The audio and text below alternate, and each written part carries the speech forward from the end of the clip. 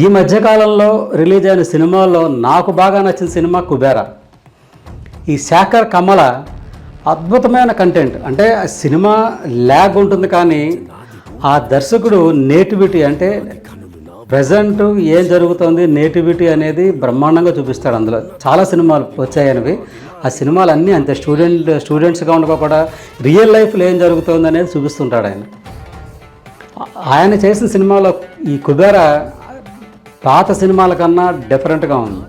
ఇందులో నాకు నచ్చిన కంటెంట్, అపర కోటీశ్వరుడికి నిద్ర పట్టదు.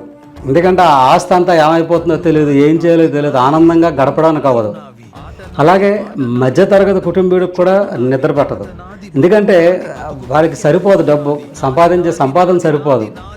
ఎక్కువగా ఖర్చు చేయాలనుకుంటాడు, ఎక్కువగా మనకి అన్ని అవసరాలు ఉంటాయి. కానీ ఈ కాస్త డబ్బుతోటే ఎలాగా ఫ్యామిలీని గటాన్ చేయడం అలాగా, ఉదయం ఉద్యోగానికి వెళ్తాడు, సాయంత్రం వచ్చేసరికి అలసిపోవటం. దీంతో అసలు ఏమిటి మన పరిస్థితి అనే దాని గురించి ఆలోచిస్తూ ఒక సగటు మనిషి, మధ్యతరగతి కుటుంబీకుడు ఎవరైతే ఉంటారో వాళ్ళకి నిద్రపోరు. ప్రశాంతంగా హాయిగా ఏ గొడవ మనకు లేదు, బయటవాడితో మనకు సంబంధం లేదు అని ప్రశాంతంగా పడుకునేది పేదవాడు మాత్రమే.